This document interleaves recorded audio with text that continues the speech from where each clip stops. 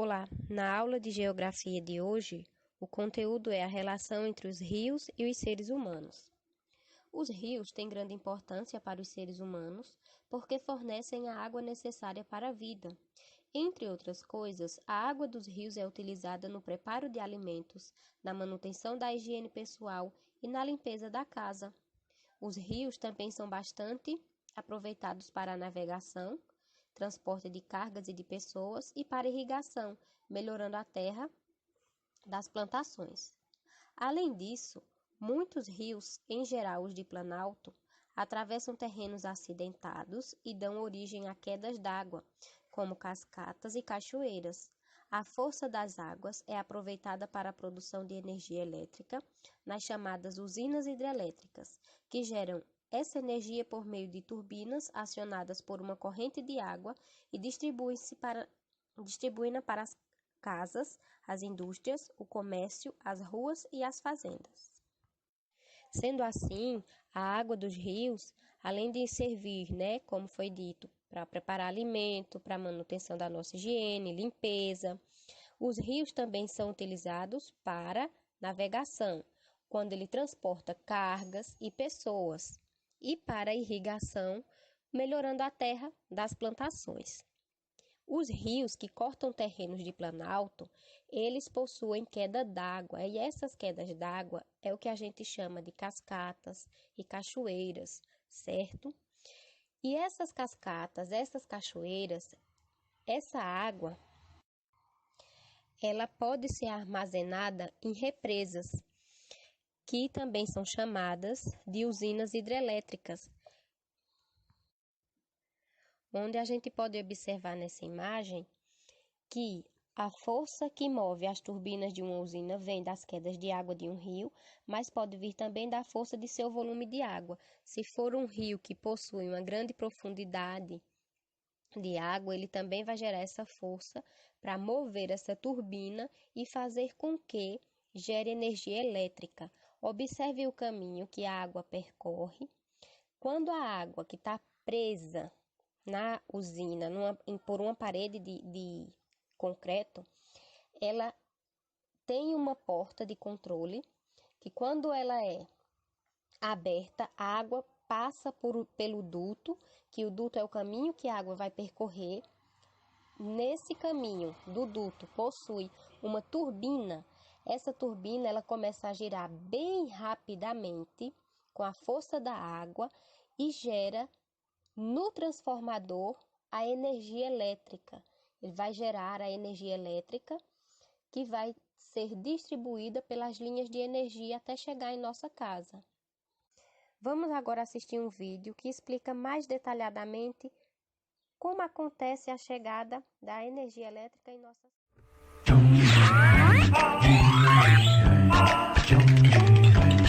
De onde vem? 15, 16, 17, 18. Uau! Está acabando a minha energia. Estou à beira de um apagão. Nossa! Mãe, que escuridão! O que aconteceu? Xiii, acabou a energia elétrica, Kika. Ué, mas de onde vem a energia elétrica? Ah, a luz voltou. E de onde ela veio? Relaxa, Kika, você está muito elétrica. Ninguém se liga das minhas perguntas. Eu me ligo, Kika. A energia elétrica vem da força dos ventos, dos raios solares, da queima do gás natural e do óleo e da força das águas, como no Brasil. A energia elétrica do nosso país vem principalmente das usinas hidrelétricas. Hidrelétrica? Hidro vem de água e elétrica de eletricidade. Por isso são chamadas de hidrelétricas as usinas que usam a força das águas para produzir eletricidade. É assim. Primeiro, as águas das chuvas vão enchendo uma enorme barragem de concreto. Depois, a água sai por tubos enormes e dentro deles ela corre para a usina. Em grande velocidade, passa por turbinas. O movimento da água nas pás da turbina aciona um dínamo. Dínamo? É, Kika. O dínamo é uma máquina enorme que gira bem forte, transformando a energia mecânica em energia elétrica. Mas e se não chover? Aí, os reservatórios ficam com pouca água para acionar as turbinas e o dínamo. E então, pode faltar energia nas casas, indústrias, escolas e hospitais. É por isso que nos tempos de pouca chuva, a gente tem que economizar eletricidade, Kika. Xiii, melhor desligar essa TV. Eba! Chuva! Ué, mas como a energia elétrica chega aqui na minha casa? Para chegar das usinas até a sua casa, a energia elétrica percorre quilômetros a fio, de poste em poste. Do poste em frente à sua casa, ela segue por um cabo até os fios que distribuem energia por todos os cômodos. A ponta deste fio é a tomada. É possível atravessar os rios utilizando pontes ou navegando por seus cursos. Os rios pelos quais é possível navegar são chamados de navegáveis e são utilizados para transporte de pessoas e cargas. Os meios de transporte que se locomovem pelos rios são chamados de fluviais. Quais são esses meios de transporte? Os barcos, navios, jangadas, caiaques e outros tipos de embarcação. É necessário que a profundidade do rio e sua largura e seu volume de água sejam adequados para o tráfego dos transportes fluviais. O que é o tráfego? O tráfego é para que possa haver o transporte das pessoas e das cargas. O rio ele precisa ter profundidade, certo? E também muito volume de água e uma largura adequada. Em geral, os rios de planície são considerados navegáveis, pois não apresentam corredeiras ou quedas d'água, elementos que dificultam a navegação. Os rios de planície, pessoal, eles são diferentes dos rios de planalto. Os rios de planalto apresentam corredeiras, e as quedas d'água, que são conhecidas que a gente viu como as cascatas e cachoeiras. E isso dificulta esses transportes fluviais, né? Se torna até um pouco perigoso. Então, por isso que os rios de planície, por ser plano, possuir uma grande extensão de território plano, eles são considerados melhor para navegação. Alguns rios apresentam baixa profundidade, fator que também dificulta o deslocamento dos meios de transporte fluviais. Neles só é possível navegar utilizando embarcações específicas, como as balsas, certo? As balsas é um tipo de transporte que ele pode ser utilizado quando o rio não tem tanta profundidade. Quem pilota meios de transporte fluviais precisa se localizar ao longo do curso do rio. Para isso, adota-se um ponto de referência, ou seja, algo que indique o local onde o transporte está. Então, pessoal, é preciso de um ponto de referência. As pessoas que comandam, que pilotam os meios de transporte fluviais, precisam de um ponto de referência. O que é que eles usam? Tudo que se localizar antes desse ponto de referência escolhido por eles, seguindo em direção à nascente do rio, é chamado de montante. E utilizando esse mesmo ponto de referência para se localizar depois dele, seguindo em direção à foz, é chamado de jussante. Seguindo em direção à foz, lembra que a foz é aquele encontro onde o rio desemboca no oceano, né? O encontro do rio com outro rio, ou pode ser com um lago, ou mar, ou oceano. Vamos falar agora um pouco sobre a poluição dos rios. Rio sem poluição. Um rio sem poluição é aquele que apresenta águas limpas e cristalinas, nas quais os peixes e as plantas crescem naturalmente. Sua água serve para o consumo, para regar plantações, para o lazer, entre outras coisas. E os rios poluídos, né? A poluição dos rios ocorre pela introdução de materiais químicos, físicos e biológicos que interferem na qualidade da água e afetam o organismo dos seres vivos que neles habitam. Esses materiais vão desde os simples saquinhos de papel até os mais perigosos poluentes tóxicos, como os pesticidas, metais pesados, que são o mercúrio, o cromo e o chumbo, e detergentes. Temos aqui duas imagens que representam uma imagem que representa um rio de águas límpidas e cristalinas e a outra imagem que representa um rio com água poluída, por muito lixo. Então vamos lá. O crescimento das cidades e de suas respectivas populações aumentou os problemas relacionados à poluição dos rios, porque o tratamento de esgoto e de fossas não conseguiu acompanhar o ritmo do crescimento urbano. Jogar lixo nos rios é uma das formas de poluição mais comuns. Produtos químicos e sujeiras dos esgotos são jogados diretamente nos rios e afetam os lençóis de água que formam as nascentes. O excesso de sujeira funciona como um escudo para a luz do sol, afetando o leito dos rios e seu ciclo biológico, ou seja, as plantas e os animais que nele vivem passam a sofrer as consequências da poluição. Para que um rio seja saudável, nem lixo nem esgoto devem ser lançados diretamente nele. O nitrogênio e o fósforo são elementos essenciais para a vida aquática, mas o excesso deles, provocado pela poluição, pode causar um crescimento acelerado na vegetação aquática. Com isso, sobra menos oxigênio na água, o que pode até mesmo matar os peixes que vivem em um rio. Temos aí duas imagens, certo? Uma onde percebemos a grande presença de lixo e a outra, muitos peixinhos mortos. O lixo, ele em excesso na água, produz substâncias chamadas de nitrogênio e fósforo. São importantes para a vida marinha, só que em excesso, se for em grande quantidade, acaba causando mal.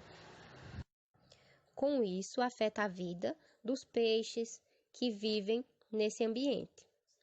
Na exploração mineral dos rios da Amazônia, por exemplo, usa-se o mercúrio para separar o ouro de outros materiais. O mercúrio, depois de usado, é lançado diretamente nos rios, matando grande quantidade de peixes e de plantas. Com isso, nem os seres vivos dos rios podem sobreviver, nem o ser humano pode utilizar a água para beber, tomar banho ou regar plantações. A poluição química das indústrias, que lançam diversos produtos químicos diretamente nos rios, sem qualquer processo de filtragem, também é bastante danosa ao ambiente fluvial e, consequentemente, aos seres vivos, interferindo em sua composição natural. Por isso, não jogue lixo nas águas dos rios, não canalize o esgoto diretamente para os rios, não desperdice água em casa ou em qualquer outro lugar e observe se alguma indústria está poluindo algum rio e avise as autoridades sobre essa ocorrência. Vamos falar agora sobre um rio muito importante, o Rio São Francisco. Está na página 51 de vocês, do livro de vocês. O Rio São Francisco, popularmente conhecido por Velho Chico, foi assim batizado por ter sido descoberto no dia 4 de outubro de 1501, dia de São Francisco de Assis. O São Francisco nasce na Serra da Canastra, em Minas Gerais, desemboca no Oceano Atlântico e é considerado um dos cursos de água mais importantes do Brasil, atravessando 5 estados, Minas Gerais, Bahia, Pernambuco, Sergipe e Alagoas, e 521 municípios. Com aproximadamente 2.800 quilômetros de extensão, esse rio possui grande importância econômica, social e cultural para os locais por onde passa, uma vez que é usado para navegação, irrigação de plantações e lugares áridos é utilizado para a pesca. Vou deixar agora um pequeno videozinho sobre a história do Rio São Francisco e após finalizarem esse vídeo, vocês terão as atividades da página 52, 53 e 54 para responderem. Também chamadas de cabeceira, mina, fonte. Você já viu a nascente de um rio? Muitas começam com pequenos fios de água, que depois se transformam numa imensidão. O São Francisco é assim. Nasce na Serra da Canastra, em Minas Gerais, e depois, por onde passa, vai ganhando força.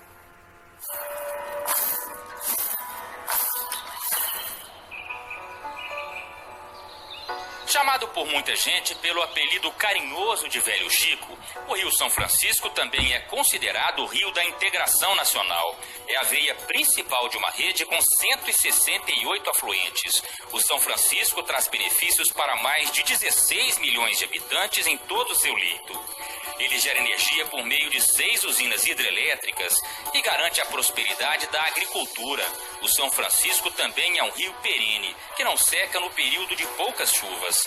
O nascimento do rio acontece aqui, num lugar de beleza deslumbrante, o Parque Nacional da Serra da Canastra, na região centro-oeste de Minas Gerais. A criação do parque foi uma iniciativa para proteger a fonte. A nascente fica em um vale com 1.300 metros de altitude. São 2 pequenos córregos que se unem para dar origem ao rio que viaja pelo interior do país. As águas da nascente formam cachoeiras que descem pelos paredões da serra e impressionam pela perfeição e pelo tamanho. A casca d'Anta é a principal, tem uma queda de quase 200 metros de altura. A saúde da nascente é uma preocupação constante dos moradores da região. Eles temem que o desequilíbrio ecológico, provocado pela invasão de plantas e animais que não são nativos da serra, além do turismo crescente, sem supervisão e controle, possam afetar a fonte. A pequena Vargem Bonita, cidade com pouco mais de 2.000 moradores, é a primeira cidade banhada pelas águas do Rio São Francisco. Não tem como nem falar, sabe? Isso aí é o patrimônio nosso aqui, São Francisco. Apesar de toda a beleza e exuberância, o Velho Chico enfrenta grandes dificuldades. O assoreamento que o repórter fala, pessoal, se refere ao acúmulo de terra dentro do rio. Por falta de vegetação nas suas margens, quando chove, a terra se desloca para dentro do rio e causa esse assoreamento. E vocês observaram que a água ela está turva, né? Não está límpida, cristalina, mas isso não quer dizer que seja uma água poluída, certo? Vimos até agora a nascente do Rio São Francisco. A gente vai continuar agora assistindo mais um pouquinho sobre a continuação até onde chega o Rio São Francisco. Também chamadas de cabeceira, mina, fonte. Você já viu a nascente de um rio? Muitas começam com pequenos fios de água, que depois se transformam numa imensidão. O São Francisco é assim. Nasce na Serra da Canastra, em Minas Gerais, e depois, por onde passa, vai ganhando força.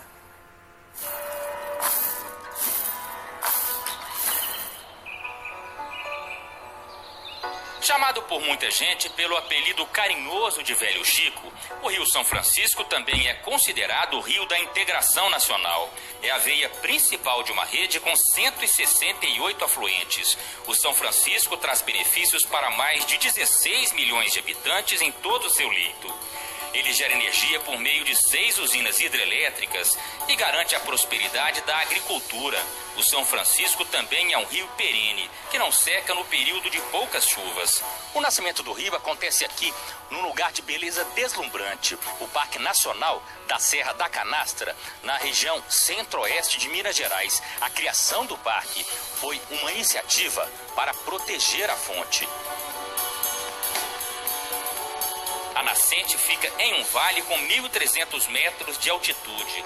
São 2 pequenos córregos que se unem para dar origem ao rio que viaja pelo interior do país. As águas da nascente formam cachoeiras que descem pelos paredões da serra e impressionam pela perfeição e pelo tamanho. A casca d'Anta é a principal, tem uma queda de quase 200 metros de altura. A saúde da nascente é uma preocupação constante dos moradores da região. Eles temem que o desequilíbrio ecológico, provocado pela invasão de plantas e animais que não são nativos da serra, além do turismo crescente, sem supervisão e controle, possam afetar a fonte. A pequena Vargem Bonita, cidade com pouco mais de 2.000 moradores, é a primeira cidade banhada pelas águas do Rio São Francisco. Não tem como nem falar, sabe? Isso aí é o patrimônio nosso aqui, São Francisco. Apesar de toda a beleza e exuberância, o Velho Chico enfrenta grandes dificuldades. O assoreamento que o repórter fala, pessoal, se refere ao acúmulo de terra dentro do rio. Por falta de vegetação nas suas margens, quando chove, a terra se desloca para dentro do rio e causa esse assoreamento. E vocês observaram que a água ela está turva, né? Não está límpida, cristalina, mas isso não quer dizer que seja uma água poluída, certo? Vimos até agora a nascente do Rio São Francisco. A gente vai continuar agora assistindo mais um pouquinho sobre a continuação até onde chega o Rio São Francisco. Na semana passada, nós mostramos aqui no IP a nascente do Rio São Francisco, na série de reportagens especiais em comemoração ao Dia Mundial da Água. A nossa viagem pelo Velho Chico continua hoje em Alagoas, onde o São Francisco finalmente encontra o mar.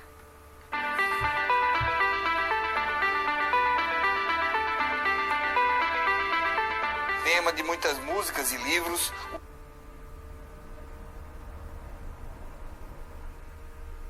o São Francisco impressionava principalmente pelo volume e pela força com que chegava à foz, surpreendendo até Pero Vaz de Caminha. Mas 5 séculos depois, a vazão do Velho Chico reduziu drasticamente em comparação aos tempos em que era admirado até pelo imperador Dom Pedro II. Em 2012, a mínima era de 1.300 metros cúbicos por segundo. 5 anos depois, bateu o recorde negativo de 550. Nos estudos que nós estamos realizando, até 2016, a máxima intrusão da Cunha Salina no estado de São Francisco era até 12 quilômetros. Ou seja, nos últimos anos houve um aumento de 2 quilômetros dessa entrada de água salina. Uma das maiores secas das últimas décadas e o uso da água para a geração de energia elétrica são outros fatores para a crise hídrica. Este professor de Engenharia de Pesca da Universidade Federal de Alagoas desenvolve há mais de 10 anos estudos sobre os impactos das mudanças ambientais no lugar. A gente tem uma diminuição das espécies de água doce, uma prevalência de espécies de água marinha. Outra coisa foi a formação de novas ilhas. Essas novas ilhas são decorrentes do processo de vazão, diminuição da vazão do Rio São Francisco e também do processo erosivo quando se desmata a vegetação ribeirinha. Além da intrusão salina, a poluição por esgoto e despejo de agrotóxico também dificultam a geração de renda dos ribeirinhos. Aí ficou muito difícil para o pescador, para o agricultor que plantava. Não era só o arroz, tinha outras culturas que a gente tinha aqui em abundância. O fundo daqui era Pinombeiro, todo mundo aqui está aqui sabe e que hoje não existe mais esse peixe aqui no Rio. O abastecimento de água potável virou um problema de saúde pública. Antigamente a água era aqui, todo mundo pegava água daqui. Água para beber, para lavar roupa, para comer, para tudo, água daqui. Todo mundo, água doce direto, era assim. Depois de um tempo desse para cá, a água sargou. O Comitê da Bacia Hidrográfica cobra a revitalização do rio, condena o projeto de transposição em execução pelo governo federal e denuncia o colapso na região do Baixo São Francisco. É fruto de anos e anos de ocupação e uso desordenado do solo, desmatamento dos biomas, crescimento das populações, aumento das demandas por água decorrente das atividades econômicas, do abastecimento humano de cidades que crescem e de todo um processo de degradação, né, do ecossistema. O Ministério Público Federal em Alagoas tem monitorado a situação do rio há muitos anos.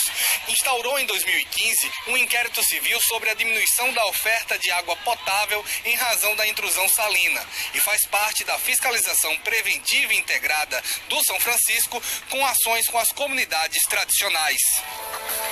O Velho Chico tem resistido bravamente, mas precisa de ajuda para se manter firme e, quem sabe, voltar a ser forte e robusto, como já foi um dia.